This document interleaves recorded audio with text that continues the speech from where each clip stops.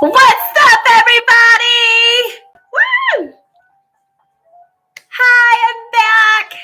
I am here. I wasn't gone very long. I'm back with the book. This is by Jacqueline Woodson called Brown Girl Dreaming. So I am on page 160. So this is part 3. Let's see. Yep, so this is page 160. So I've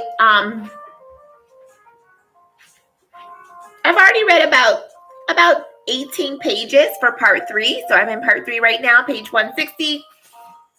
Excuse me, and I'm just going to pick up where I left off. And the goal is to finish the remainder of the book of what I have to read. So that is the goal. And it looks like it's going all the way up to like 300. Okay, so 320. So hang tight. It's going to get really, really good. I do have jazz music playing, so hopefully that's not an issue for you. I'm ready to get started. Feel free to type in the chat. You can say hello. You can say what's up. I'm here. Tell me what your name is. I will start and I will simply say hello. Hello. Okay. So this is another Kingdom Hall. Let me see 1 second. Because my grandmother calls and asks if we are spreading Jehovah's word, because my mother promises my grandmother she'll raise us right in the eyes of God, she finds a Kingdom Hall on Bushwick Avenue so we can keep our Jehovah Witness ways.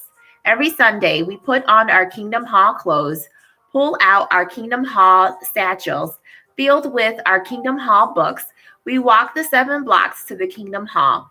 This is what reminds us of Greenville, the Saturday night pressing of satin ribbons, Hope struggling with the knot in its tie, our hair oiled and pulled back into braids, our mother's hand less sure than our grandmother's, the parts crooked with braids coming undone, and now Dell and I are left to iron our own dresses. My hands, my hair, my mother says.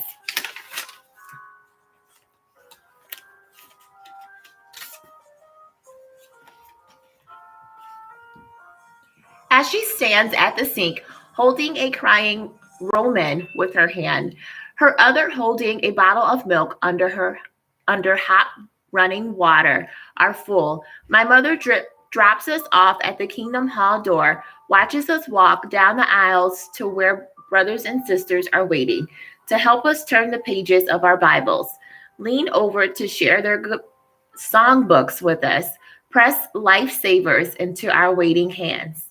Then our mother is gone, back home or to the park bench, where she'll sit and read until the meeting is over.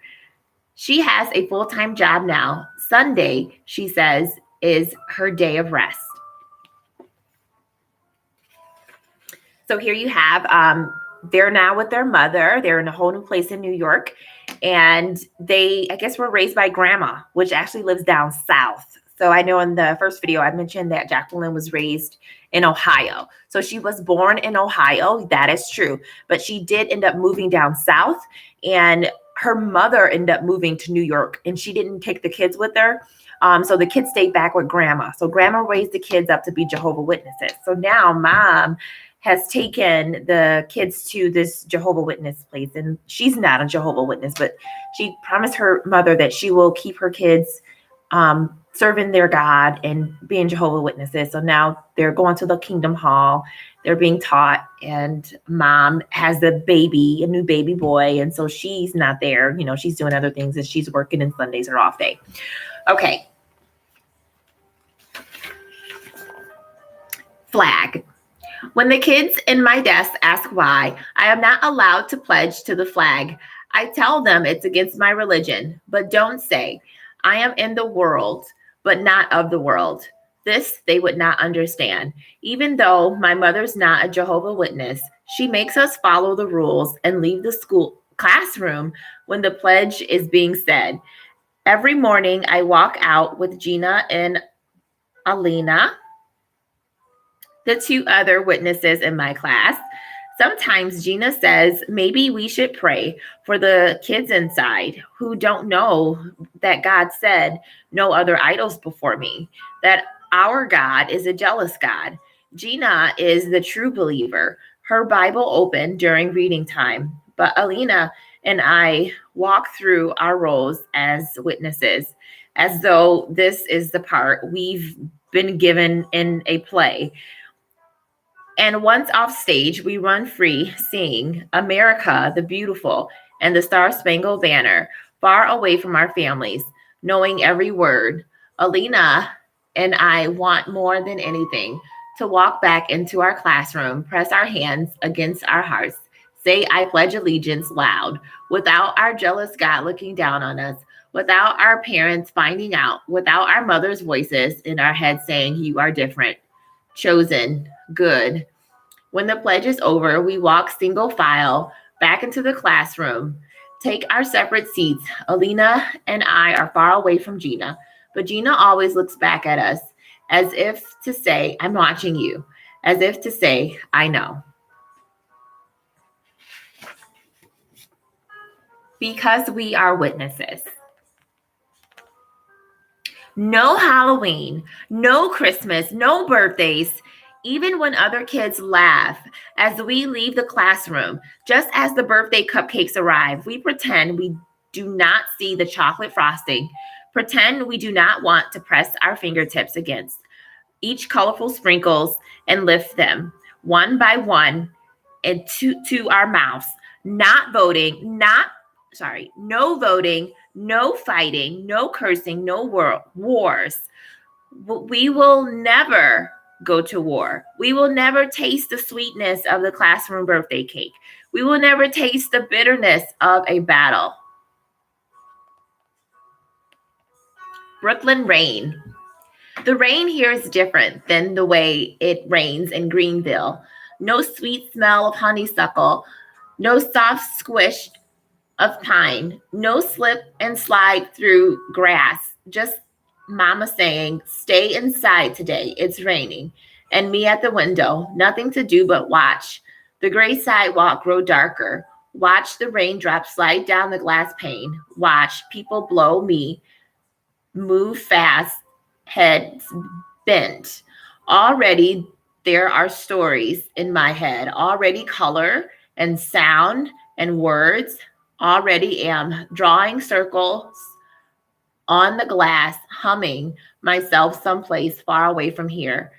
Down south, there was always someplace else to go. You can step out into the rain and grandma would let you. Lift your head and stick out your tongue. Be happy. Down south already feels like a long time ago, but the stories in my head take me back there. Set me down on Daddy's garden where the sun is always shining. Another way, while our friends are watching TV or playing outside, we are in our house, knowing that begging our mother to turn the television on unless begging her for 10 minutes outside will only mean her saying, no saying. You can run wild with your friends anytime. Today, I want you to find another way to play. And then one day, my mother comes home with 2 shopping bags filled with board games, Monopoly, checkers, chess, ants in the pants, sorry, trouble, just about every game we've ever seen in the commercials between our Saturday morning cartoons. So many games we don't know where to begin playing. So we let the Roman choose, and he chooses trouble because he likes the sound of the die makes when it pops inside.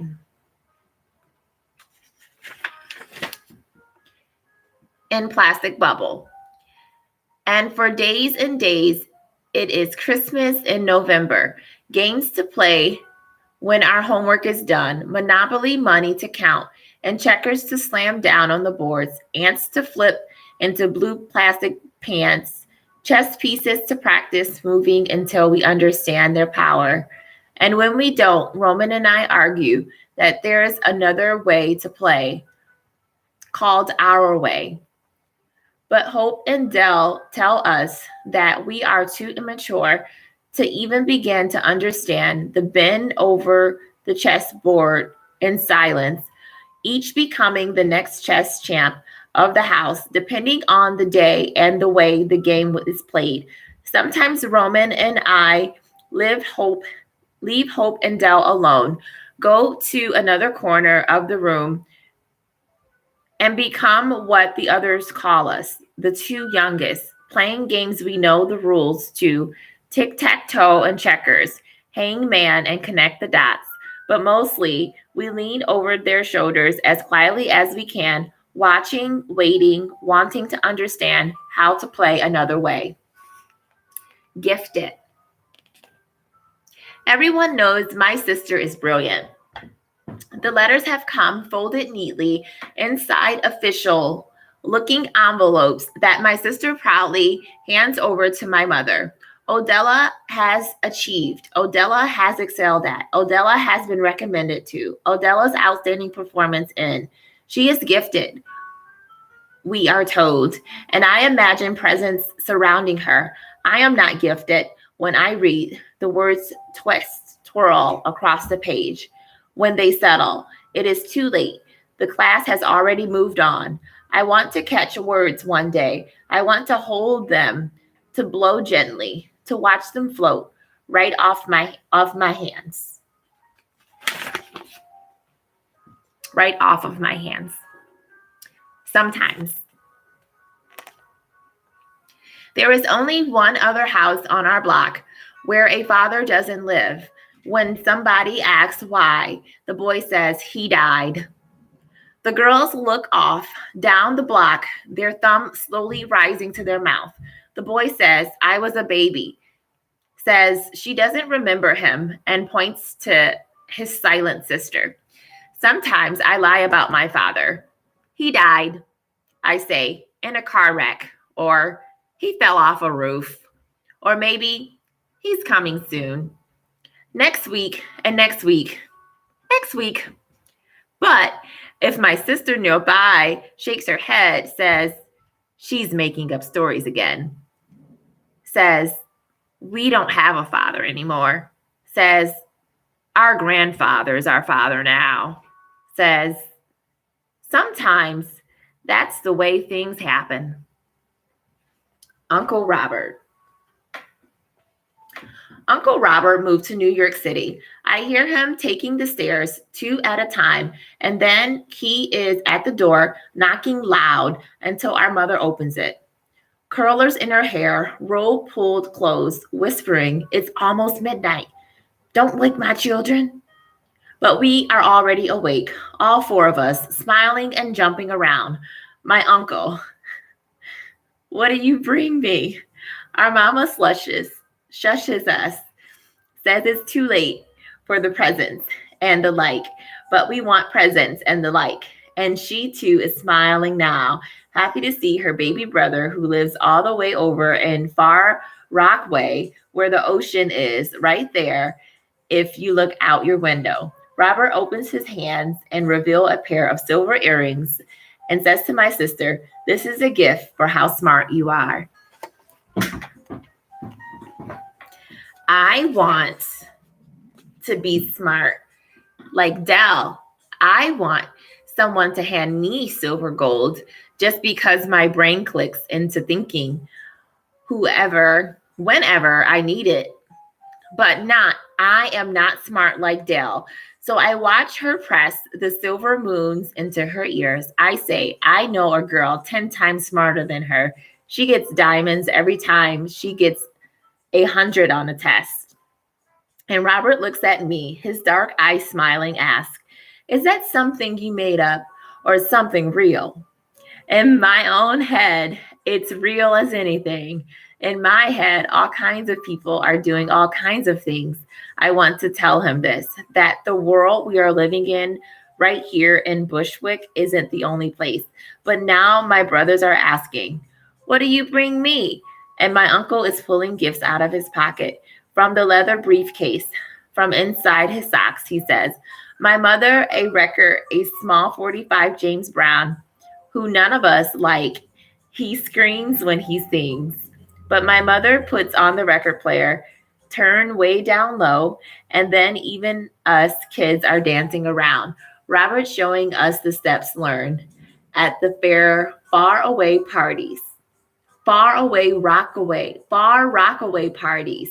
His feet are magic, and we all slide across the floor like he does. Our feet again and again betraying us. Teach us, Robert, we keep saying. Teach us. Wishes. When he takes us to the park, Uncle Robert tells us, if I catch a dandelion puff, you can make a wish.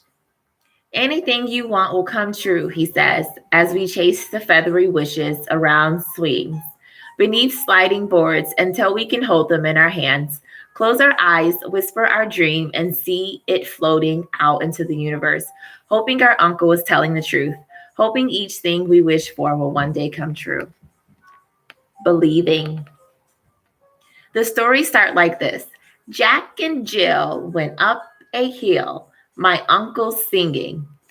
I went up a hill yesterday, I say. What hill? In the park. What park? Hazley Park. Who was with you? Nobody. But you are not allowed to go to the park without anyone. I just did. Maybe you dreamed it, my uncle says. No, I really went. And my uncle liked the stories I'm making up. Along came a spider and sat down beside her. I got bit by a spider, I say. When? The other day. Where? Right on my foot. Show us. It's gone now.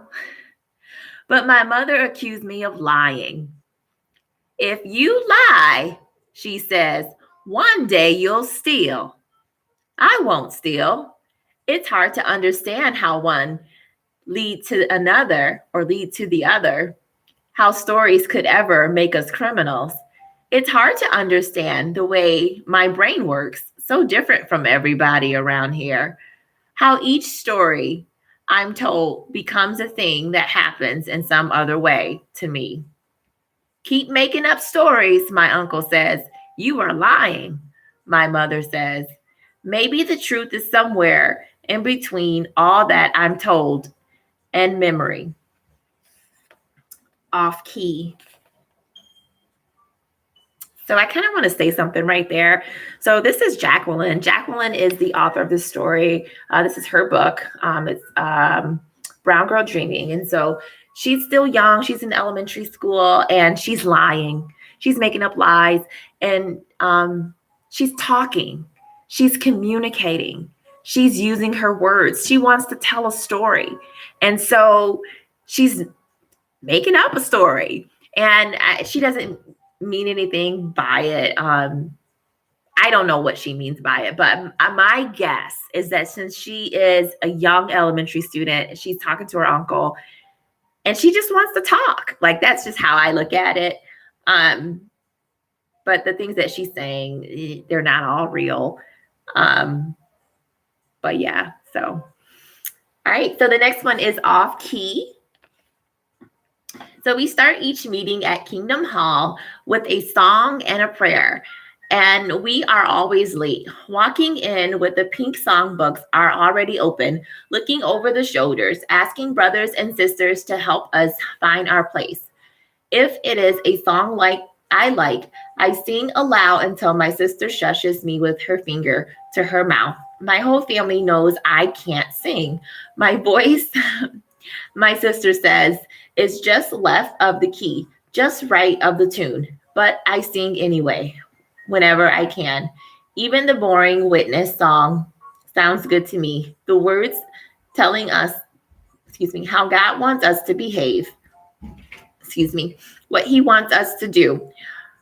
Be glad, you nations, with his people. Go preach from door to door. The good news of Jehovah's kingdom, proclaimed from shore to shore.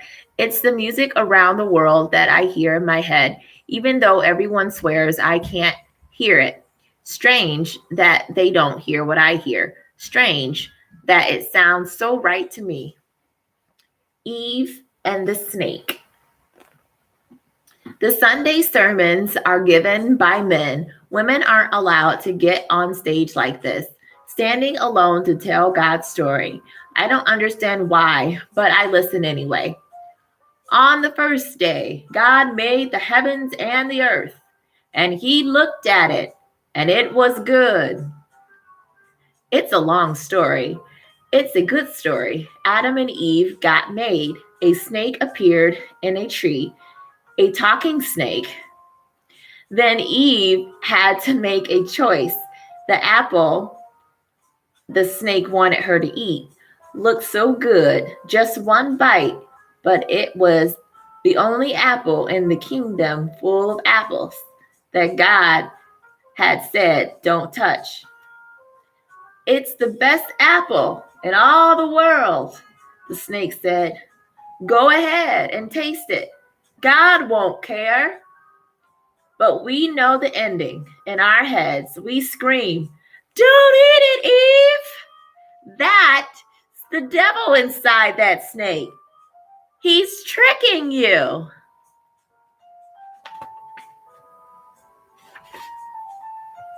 But Eve took a bite. And so here we are, sitting in a kingdom hall on a beautiful Sunday afternoon, hoping that God sees it in his heart to know it wasn't our fault. Give us another chance. Send that snake back, and we promise we'll say no this time. Our Father fading away. In all our moving, we've gotten our family in Ohio, forgotten our Father's voice, the slow drawl of his words, the way he and his brother David made jokes that weren't funny and laughed as though they were. We forgot the color of our skin. Was it dark brown like mine or lighter like Dell's? Did I have hope and Dell's loose curls or my tighter, kinkier hair? Was his voice deep or high?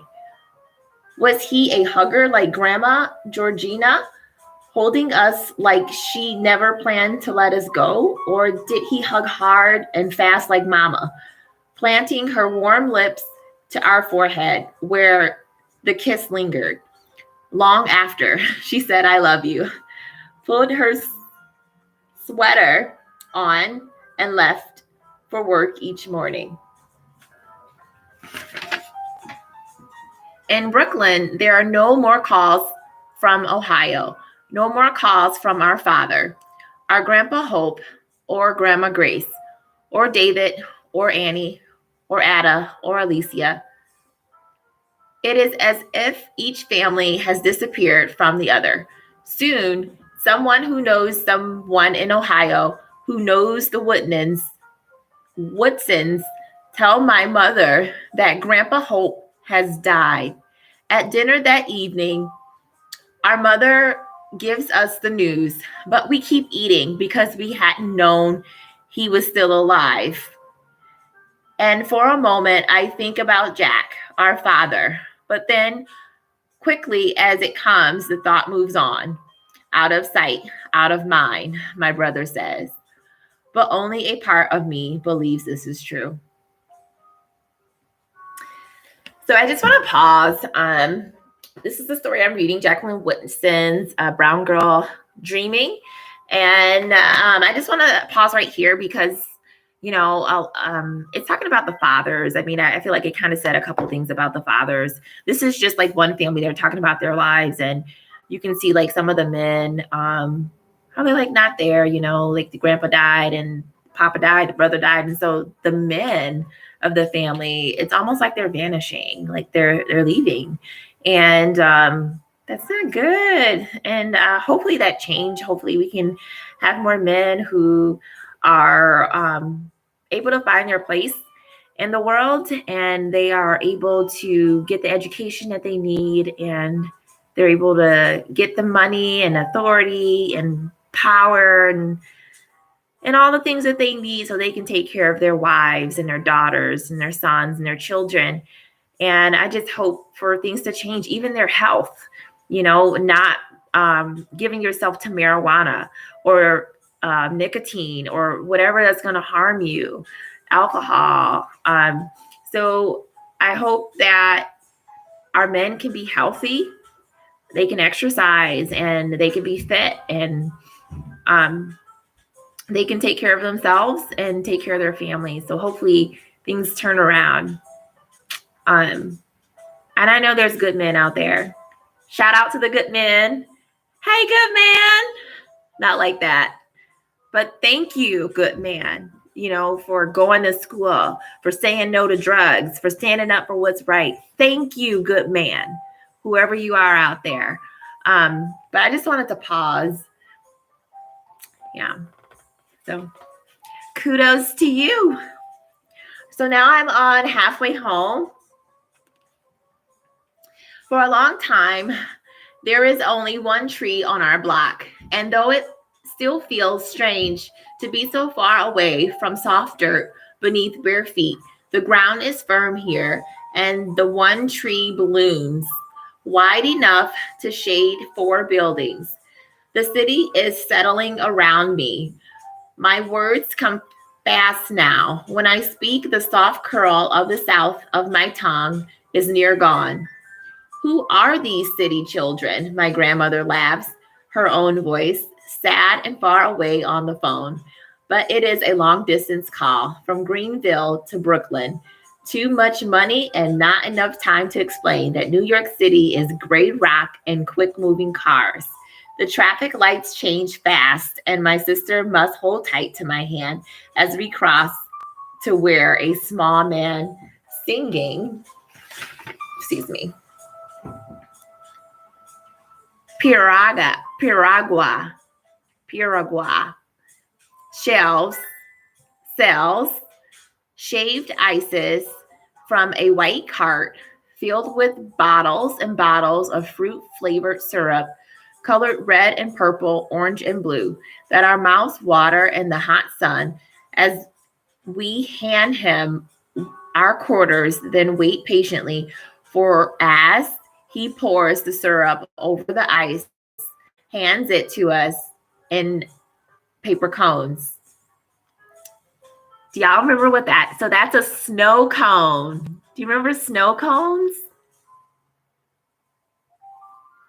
We'll be coming home soon, Grandma.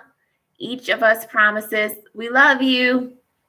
And when she says I love you too, the South is so heavy in her mouth. My eyes fill up with missing everything and everyone I've ever known. The paint eater. In the night, in the corner of the bedroom, the 4 of us share comes a picking of plaster. Paint gone come morning. My younger brother, Roman, can't explain why paint melting on his tongue feels good. Still, he eats the paint, the plaster, until a white hole grows where pale green paint used to be. And too late, we catch him, his fingers in his mouth, his lips covered with dust. Chemistry. When Hope speaks, it's always about comic books and superheroes, until my mother tells him he has to talk about something else. And then it is science. He wants to know everything about rockets and medicine and the galaxy. He wants to know where the sky ends and what does it feel like when gravity is gone, and what is the food men eat on the moon. His questions come so fast and so often that we forget how quiet he was until my mother buys him a chemistry set. And then the 4 And then for hours after school each day, he makes portions, mixing chemicals that stink up the house, causing sparks to fly from shaved bits of iron, puffs of smoke to pop from strange colored liquids. We are fascinated by him, goggled and bent over the stove. A clamp test tube protruding from the glove hand. On the days when our mother says she doesn't want him smelling up the house with his potions, he takes his chains apart, studies each tiny piece, and slowly puts them back together again. We don't know what it is he's looking for as he searches inside the things, studies the way things change. Each whisper, wow, from him makes me think that he, with his searching, and Dell with her reading, and even Roman with her trying to eat to the other side of the wall, is looking for something way past Brooklyn, something out there. Baby in the house. And then one day, Roman won't get up. Sun coming in bright through the bedroom window. The rest of us dressed and ready to go outside. No laughter, just tears when we hold him. More crying when we put him down. Won't eat, and even my mother can't help him. When she takes him to the hospital, she comes back alone. For many days after that, there is no baby in the house, and I am finally the baby girl again, wishing I wasn't, wishing there wasn't so much quiet where my brother laughs used to be, wishing the baby in our house was home. Going home again. July comes and Robert takes us on the night train back to South Carolina. We kiss our baby brother goodbye in the hospital bed where he reaches out, cries to come with us. His words are weak as water, no more than a whisper, with so much air around them. I'm coming home too, he says. But he isn't coming, not this time. My mother says there is a lead in his blood from the paint. Oh my gosh, oh my goodness. Okay, my mother says there is lead in his blood from the paint. He finds a way to pick and eat off our bedroom walls. Every time our backs are turned, small holes grow like white stars against the green paint, covered again and again by our mother. But still, he finds a way. Each of us hugs him, promising to bring him candy and toys.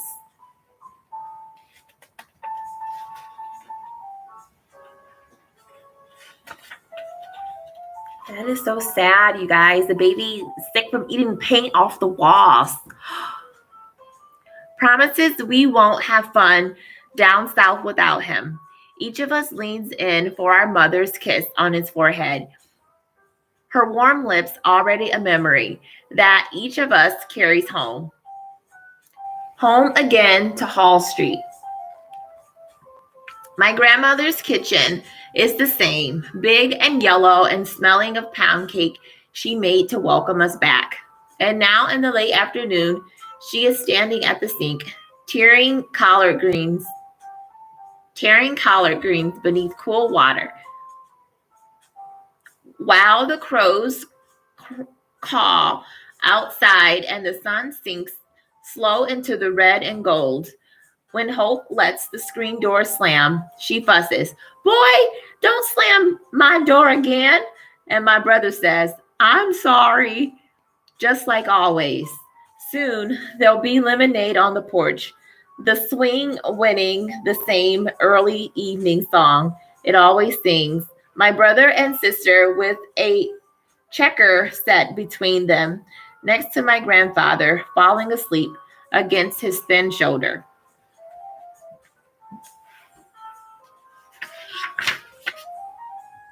And that's not even strange that it feels the way It's always felt like the place we belong to, like home.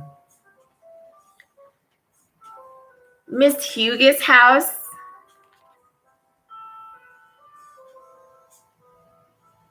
Miss Hewitt's house in Greenfield, my grandfather is too sick to work anymore. My grandmother has a full-time job. Now we spend every day from July until the middle of August at Miss Hewitt's nursery and day school. Each morning we walk the long dusty road to Mrs. Hughes' house, large white stone with a yard ceiling and chicken pecking at our feet. Beyond the yard, there's collards and corn growing, a scarecrow, black snakes, and whippoorwills. She is a big woman, tall, yellow skin, and thick as wall. I hold tight to my grandmother's hand. Maybe I am crying. My grandmother drops us off, and the other kids circle around us, laughing at our hair, our clothes, the names our parents had given us.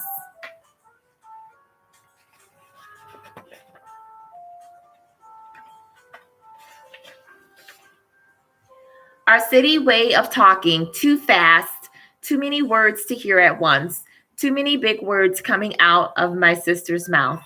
I am always the first to cry, a gentle slap on the side of my head, a secret pinch, girls circling around me singing, "Who stole the cookies from the cookie jar?" and pointing. And though the song is true, at me. My sister's tears are slow to come, but when they do, it isn't sadness. It's something different that sends her swinging her fist when the other girls yank her braids until the satin newly ironed ribbons belong to them, hidden away in the deep pockets of their dresses, tucked into their sagging stockings, buried inside their silver lunch pails. Hope is silent. His name, they say, belongs to the girls. His tears, they laugh, stuck out too far from his head. Our feet are beginning to belong in two different worlds, Greenville and New York. We don't know how to come home and leave home behind us. So they're having trouble with the transitioning back and forth. So what do you think about this story? I know I'm so good at this, right? I remember when I was young and my father had been incarcerated. He was a drug dealer, and he ended up getting incarcerated. So my mom, she was a single parent, and we ended up like living different places. Like we lived with my grandma for a little while. We moved. My mother got a small house, and we stayed in a house at one point in Ypsilanti, and then we ended up moving to Detroit with her and her boyfriend, and then we ended up moving again. And so I ended up going to different schools. So it's like every year I was at a different school, and I kind of liked it because I got to meet different people. It wasn't like another state, so I didn't really have issues with like my dialect being like really different or my style of dress being like really different. I really didn't have any issues with that.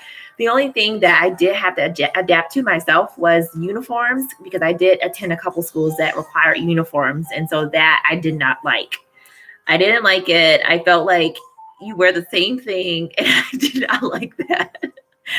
I like the skirts. Okay. I didn't mind wearing the skirts. I didn't really like the dresses too much because they didn't fit right, but I did like the skirts, and I hated the pants. Oh my gosh. And those khakis.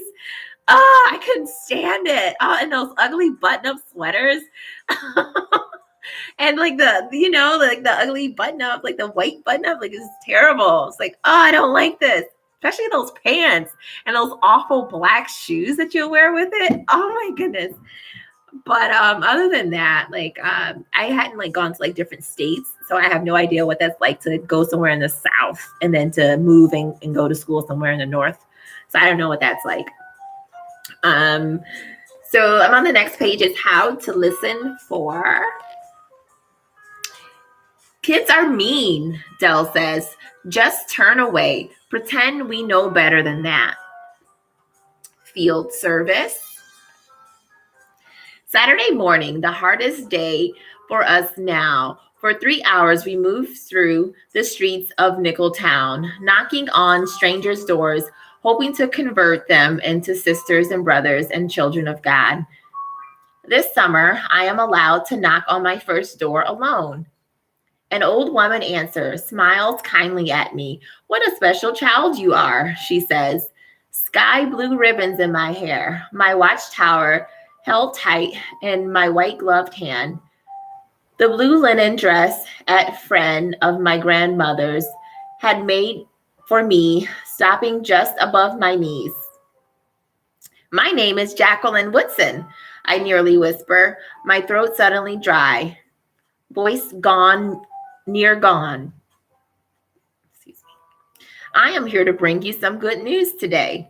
Well, how much does your good news cost? The woman wants to know.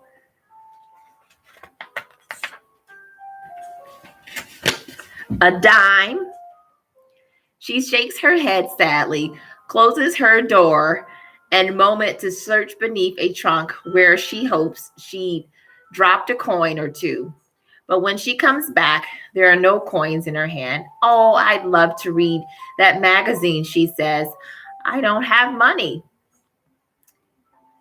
And for many days, my heart hurts with the sadness that such a nice woman will not be a part of God's new world. It isn't fair, I say to my grandmother. When so many days have passed, I want to go back. I want to give her something for free. And we are done now with that strip of Nickeltown. Next Saturday, we'll be somewhere else. Another witness will go there, my grandmother promises. By and by, she says, the woman will find her way. Sunday afternoon on the porch. Across the road, Miss Bell has tied a blue checked sunbonnet beneath her chin, lifts her head up from the bed of azaleas. Azaleas. I see a word that I don't know. So it's spelled Azaleas. So I'm going to look that up and see. It's a name. Let's see. So Leas. Azaleas.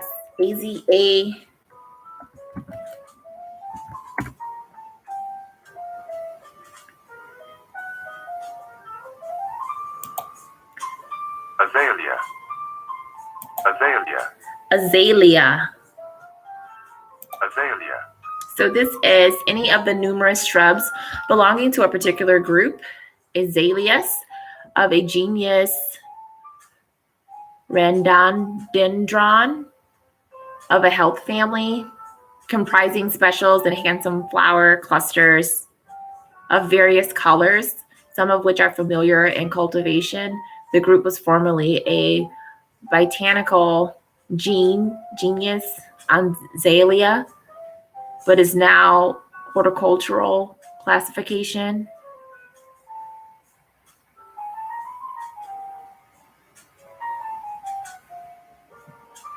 So species with handsome flower clusters of various colors. Azalea. Wish I can show a picture. I probably can. All right, so I'm going to get back to the book. So this is like a flower. So I just came across a word, you guys, that I don't know. It's azaleas, and it's spelled Azaleas. So I will put it in the chat.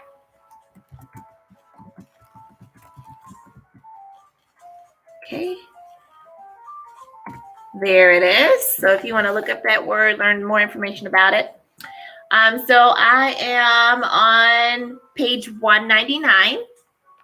And then it says Sunday afternoon on the front porch. So I'll start over from the top.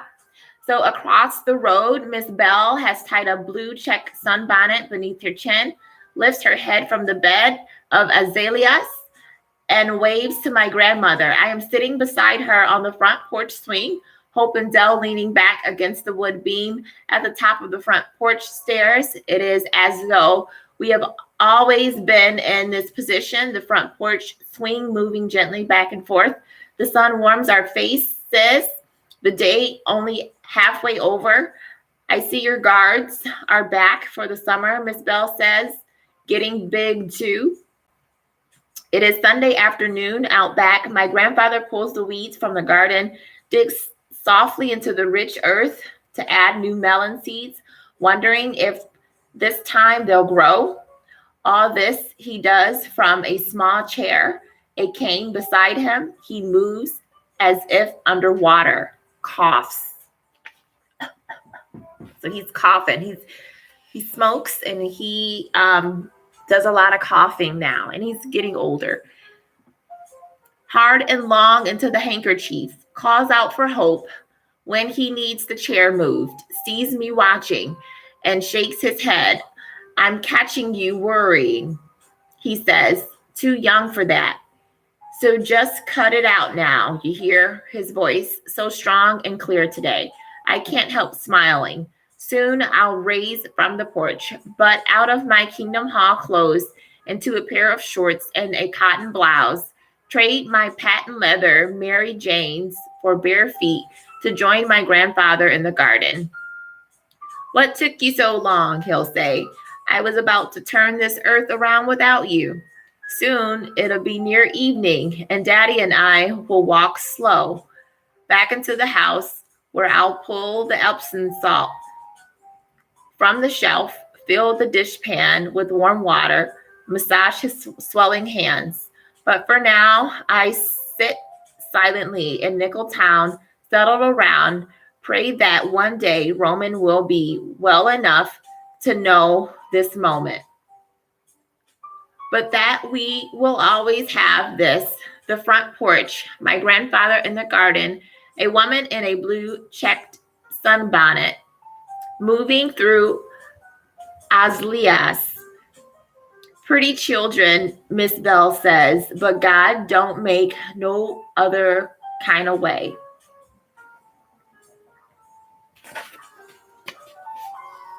Home, then home again. Too fast. Our summer in Greenville is ending. Already the phone call from my mother are filled with plans for coming home. We miss our little brother's laughter, the way he runs to us at the end of the school day, as if we've been gone forever, the way his small hands curls around ours when we watch TV, holding tight through the scary part, until we tell him Scooby-Doo will save the day, Bugs Bunny will get away, Underdog will arrive before the train hits the sweet Polly pure breed. We drag our feet below our swings, our arms wrap lazily around the metal links, no longer fascinated by the newness of the set, the way we climbed all over the slide, pumped our legs hard toward heaven until the swing set shook with the weight of us lifting from the ground. Next summer, my grandfather said, I'll submit it down. But in the meantime, you all swing low. Our suitcases sit at the foot of our bed, open slowly, falling with freshly washed summer clothes, with blouse, each pair of shorts, each faded cotton dress, holding a story that we'll tell again and again all winter long. Part 4. So this one is deep in my heart. I do believe. Does that sound familiar? Maybe Dr. Martin Luther King Jr.?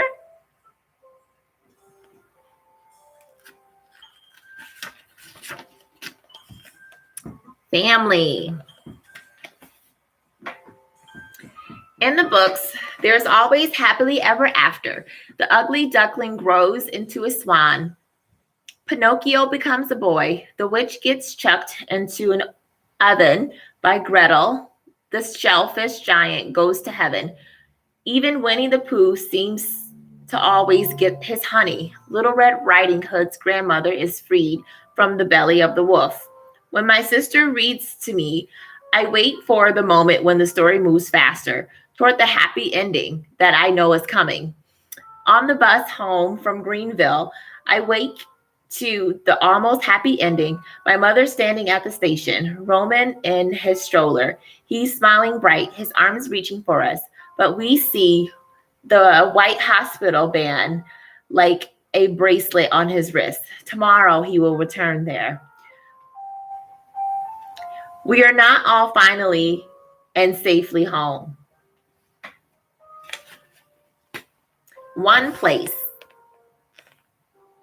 For a long time, our little brother goes back and forth to the hospital, his body weak from the lead, his brain not doing what the brain is supposed to do. We don't understand why he's so small. His tubes coming from his arms, sleeps and sleeps when we visit him. But one day he comes home. The holes in the wall are covered over and left under paint. His bed pulled away from temptation, nothing for him to peel away. He is 4 now, curls long gone, his dark brown hair straight as a bone.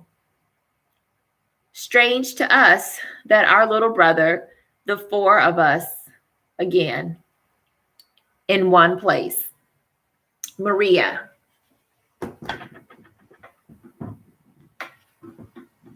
Late August now from Greenville and ready for what the last summer brings me. All the dreams in the city holds right outside. Just step through the door and walk 2 doors down where my new best friend Maria lives. Every morning I call to her window, come outside, and she rings our bell, come outside. Her hair is crazily curling down past her back. The Spanish she speaks like a song I am learning to sing. Mi amiga, Maria, Maria, my friend.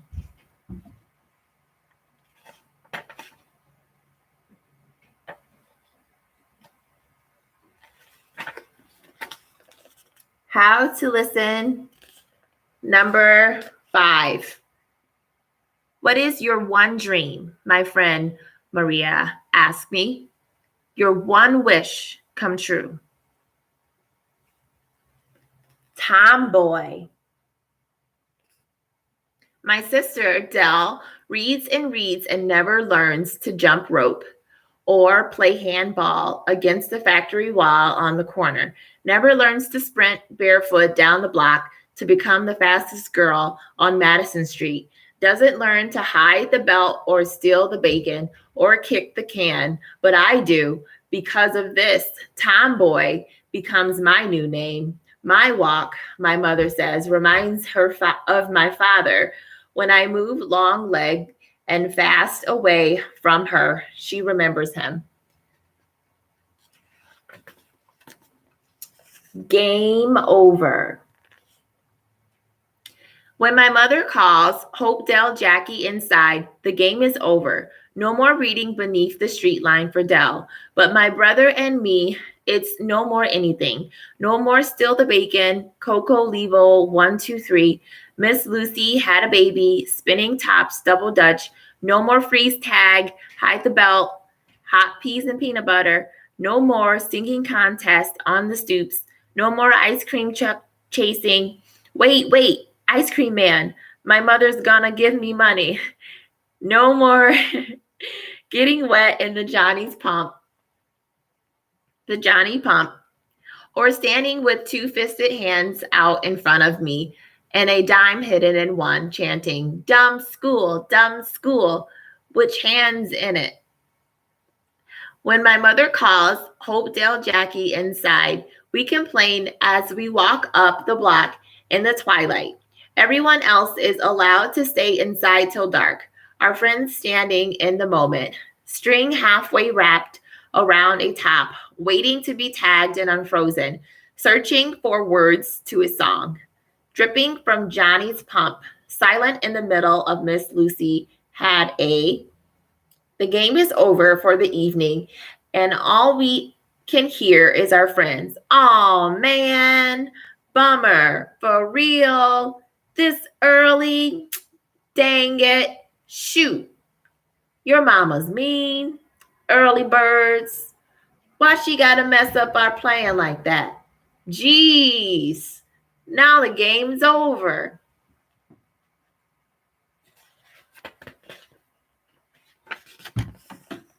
Lessons. My mother says when mama tried to teach me to make collard greens and potato salad, I don't want to learn. She opens the box of pancake mix, adds milk and eggs, stirs. I watch, grateful for food we have now, syrup waiting in the cabinet, bananas to slice on top. It's Saturday morning, 5 days a week. She leaves us to work at the office back in Brownsville. Saturday, we have her to ourselves all day long. Me and Kay don't wait to be inside cooking. She stirs the lumps from the batter, pours it into the buttered, hissing pan. Wanted to be with our friends, running wild through Greenville. There was a man with a peach tree down the road. One day, Robert climbed over the fence, filled a bucket with peaches, wouldn't share them with any of us, but told us where the peach tree was, and that's where we wanted to be. Sneaking peaches from the man's tree, throwing the rotten ones at your uncle. Mama wanted us to learn to cook. Ask the boys, we said, and Mama knew that wasn't fair. Girls inside and boys off, going off to steal peaches. She lets all of us stay outside until supper time. And by then, she says, putting our breakfast on the table, it was too late.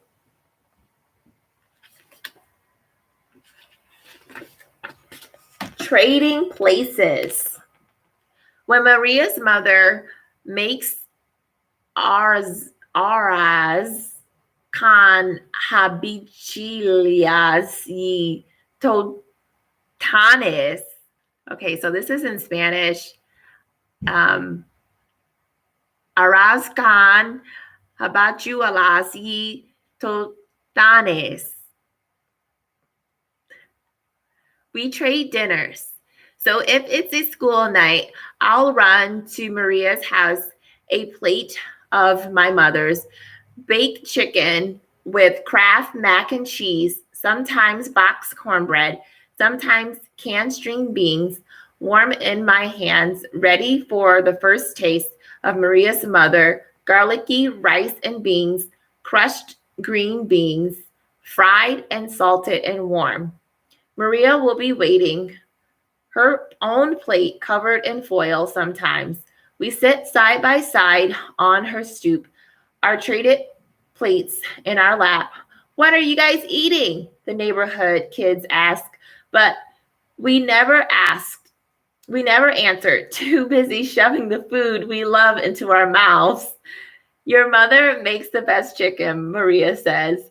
The best cornbread, the best thing ever. Yeah, I say, I guess my grandma taught her something after all. So I'm going to write down the name of the dinner that Maria's mother made. I had trouble saying it, so I will put it. I might be able to even write it in Google and then see if I could get the name to be translated to English. But I'm just going to go ahead and then type it in here so you can see if you care to know. Maybe you want to try to pronounce it, or Alas, Las, E, Tostaño, Tostañes.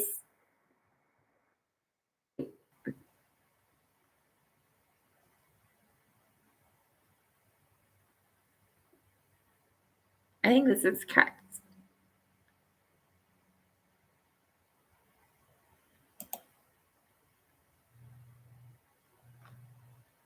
Does that look familiar? Y'all know what that is?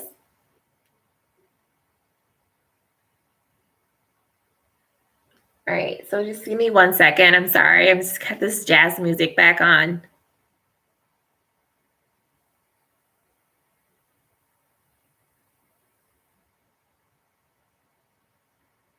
Oh, wow.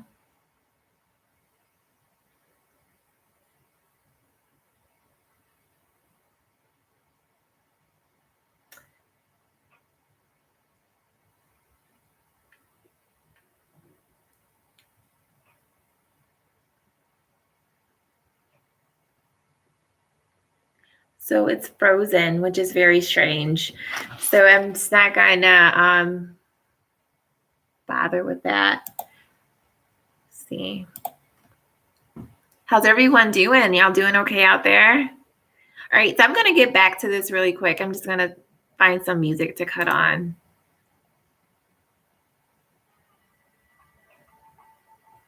Let's see. So I am on page 217.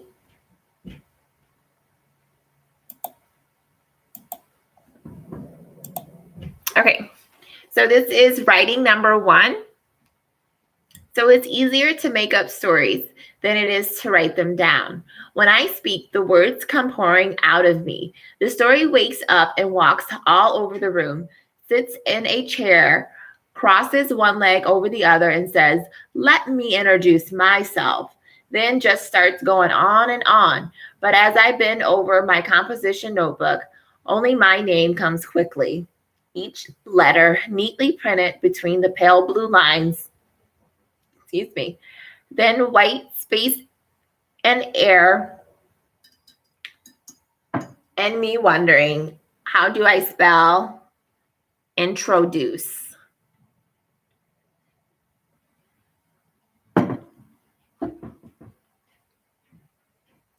Trying again and again until there is nothing but pink bits of erasers and a hole now where a story should be.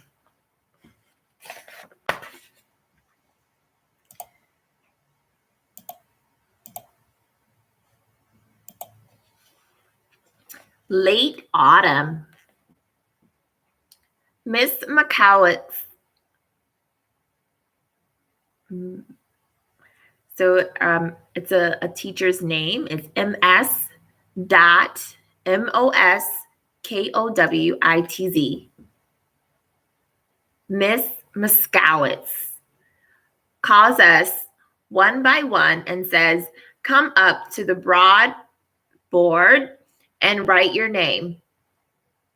When it's my turn, I walk down the aisles from my seat in the back, write Jacqueline Woodson, the way I've done 100 times, turn back toward my seat, proud as anything of my name in white letters on a dusty blackboard.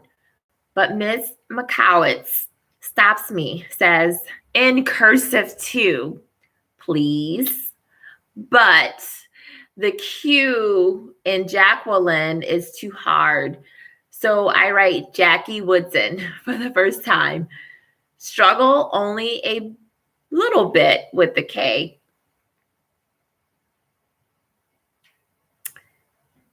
Is that what you want us to call you? I say no. My name is Jacqueline, but I am scared of that cursive Q. No, I may never be able to connect the C and U, so I nod even though I am lying. So the next one is the other Woodson. Sorry. All right. Even though so many people think my sister and I are twins, I am the other Woodson, following behind her each year into the same classroom she had the year before. Each teacher smiles when they call my name. "Woodson," they say, "you must be Odella's sister." Then they nod slowly over and over again. "Call me Odella. Say, I'm sorry. You look so much like her, and she is so brilliant." Then wait for my brilliance to light up the classroom.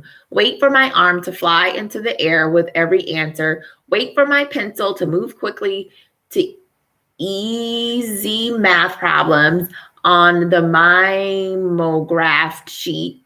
Wait for me to stand before class, easily reading words and high school students stumble over and they keep waiting and waiting and waiting and waiting.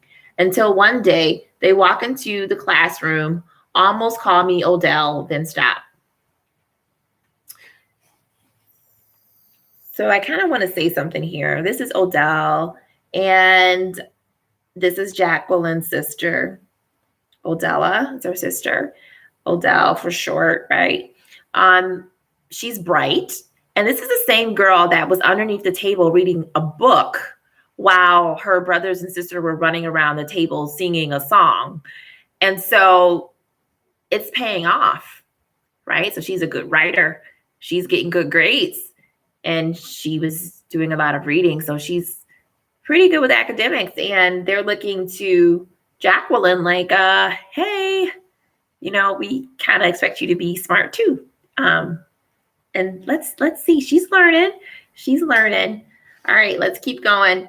So remember that I am the other Woodson and searching for brilliance at another desk. And began searching for brilliance at another desk. All right, so this is writing number 2. On the radio, Sly and the Family Stone are singing Family Affair. The song turned up because it's my mother's favorite. The one she plays again and again. You can't leave because your heart is there, Sly sings. But you can't stay because you've been somewhere else. Okay. So I think I'm starting to get tired because I'm starting to stumble a little bit. And so that's a sign of me being tired. So I don't want to quit. I'm definitely going to finish this. Right now, I'm on page 221. And so the goal is to get up to 328. So I have a little bit left, not a whole lot. So I'm going to finish up this portion. And then I'll stop where I have it marked off. Give myself another little short break. So another 20 pages, and then I'll stop. So this is writing number 2. So on the radio, Sly and the Family Stone are singing Family Affair. The song turned up because it's my mother's favorite. The one she plays again and again. You can't leave me because your heart is there, Sly sings. But you can't stay because you've been somewhere else. The song makes me think of Greenville and Brooklyn, the two worlds my heart lives in now. I am writing the lyrics down, trying to catch each word before it's gone, then reading them back and out to my mother. This is how I'm learning. Words come slow to me on the page until I memorize them. Reading the same books over and over, copying lyrics to songs from records and TV commercials. The words settling into my brain, into my memory. Not everyone learns to read this way. Memory taking over when the rest of the brain stops working, but I do. Sly is singing the words over and over as though he is trying to convince me that the whole world is just a bunch of families like ours, going about our own family affairs. Stop daydreaming, his mother says. Excuse me. So I go back to writing down words that are songs and stories and hold new worlds, tucking themselves into my memory. Okay. How y'all doing? So I see like this word. It says like stop. I don't know. Let me show you really quick. Do you see that? And like I'm looking at it. Like I know I said I'll read like 18 more pages, like 20. And like I'm looking at that big stop. Like stop.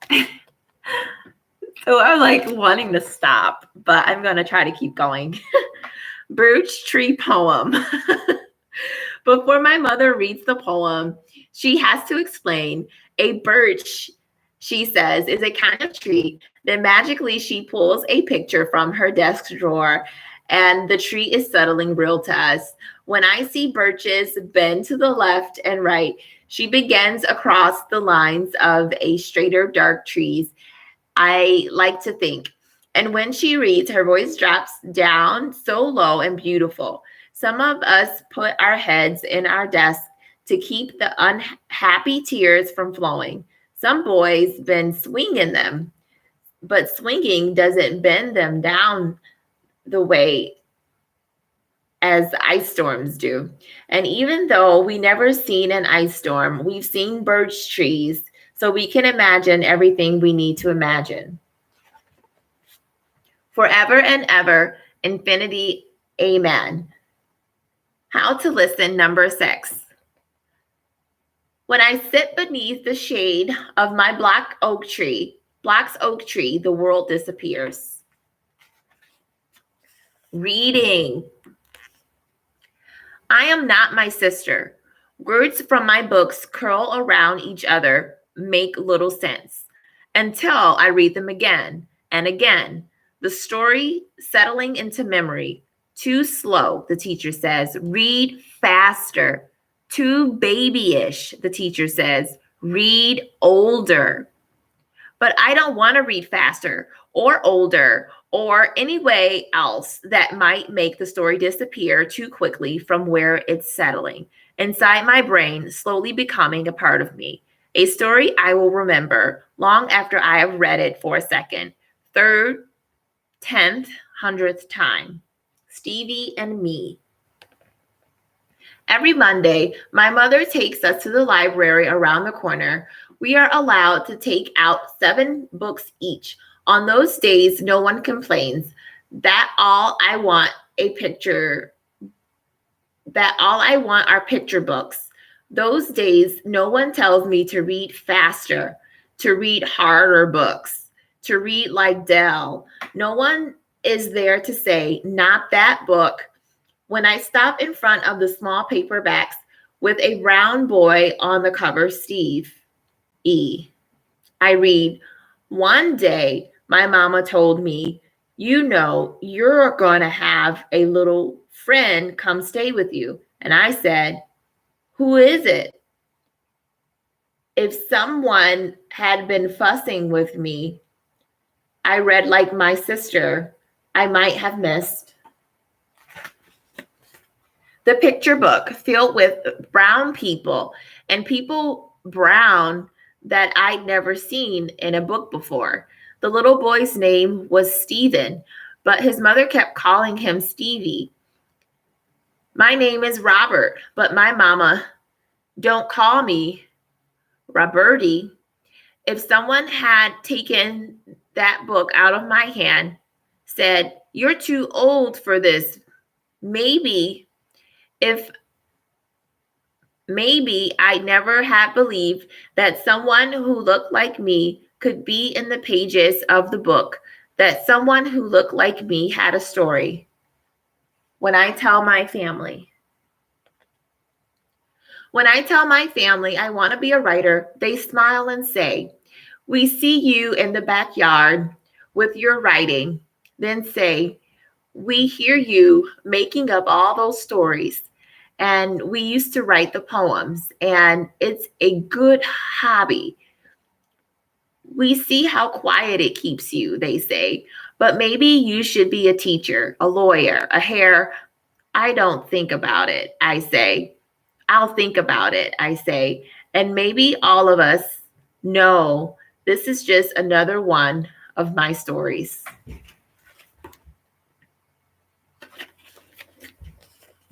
Daddy Gunner. Saturday morning, Daddy Gunner's voice is on the other end of the phone. We all grab for it. Let me speak to him. My turn. No, mine. Until Mama makes us stand in line. He coughs hard. Take deep breaths. When he speaks, it's almost low as a whisper. Here are my New York grandbabies. He wants to know.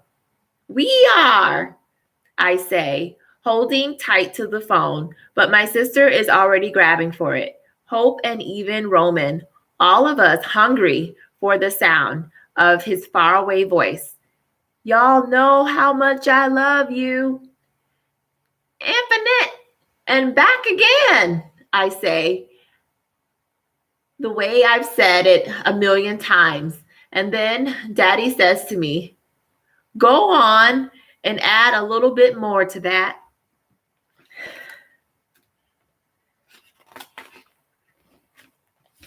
Hope on stage until the curtain comes up and he's standing there, 10 years old and alone in the center of the PS 106 stage.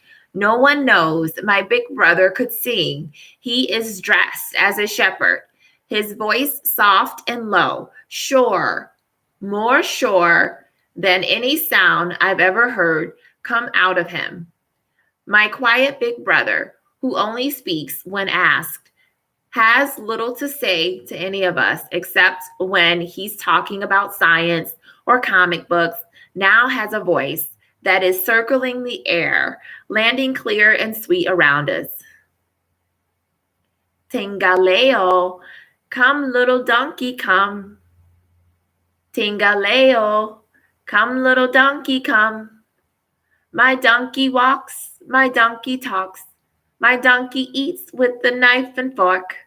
Oh, Tingaleo, come little donkey, come. Hope can sing, my sister says in wonder as my mother and the rest of the audience start to clap. Maybe I am thinking there is something hidden like this in all of us, a small gift from the universe waiting to be discovered. My big brother raises his arms, calling his donkey home. He is smiling as he sings, the music getting louder behind him. Tingaleo! And in the darkened auditorium, the light is only on Hope. And it's hard to believe he has such a magic singing voice.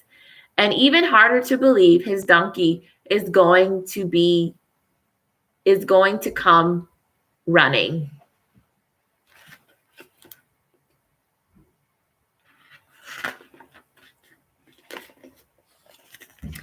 Daddy, this time. Greenville is different this summer. Roman is well and out back, swinging hard. Somewhere between last summer and now, our daddy cemented the swing set down.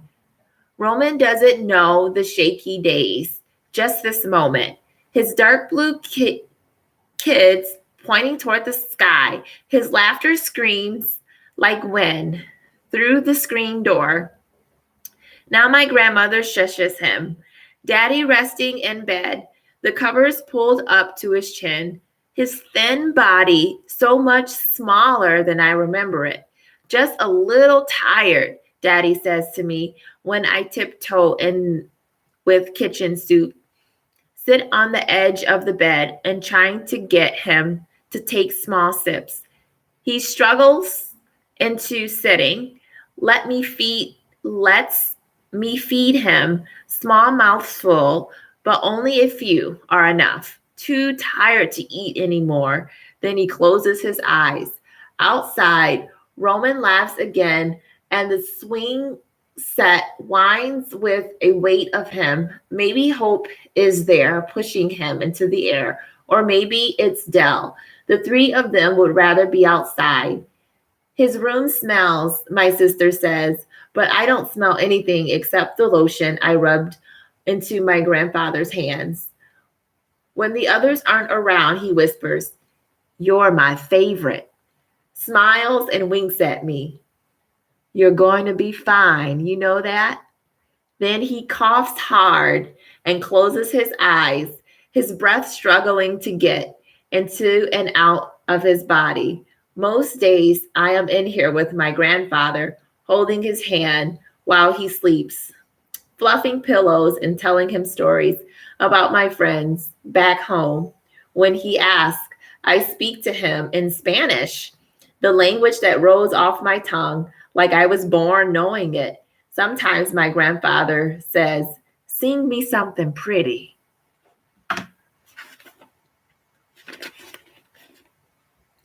And when I sing to him, I am not just left of the key or right of the tune. He says I sing beautifully. He says I am perfect.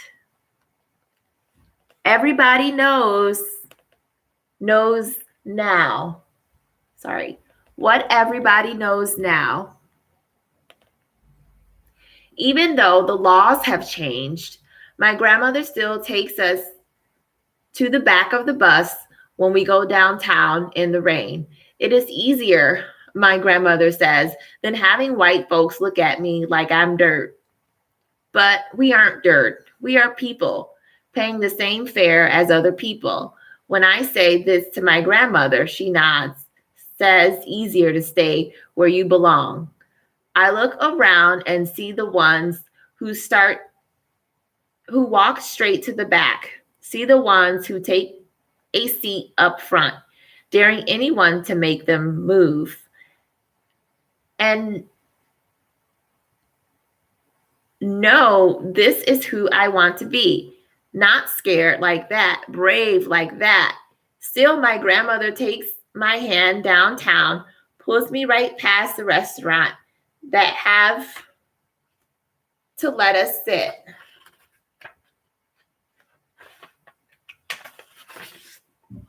Wherever we want now. No need in making trouble, she says.